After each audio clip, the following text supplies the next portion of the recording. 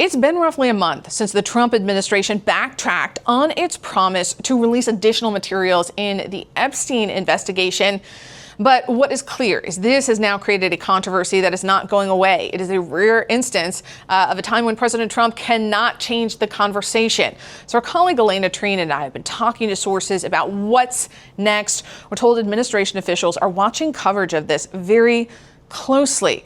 And there is privately an acknowledgement that they probably will have to release additional materials, because remember, the bulk of the unreleased evidence is in the possession of the Justice Department.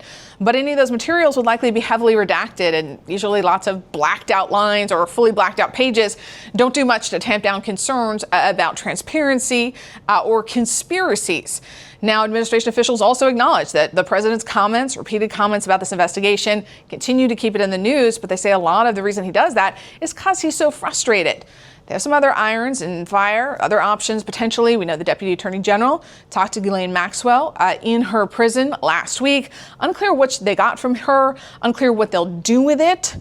There's also a judge in New York weighing whether to release some transcripts from the grand jury. But even the Justice Department acknowledges it's pretty minimal what would be in that transcript, because they only heard from a few witnesses.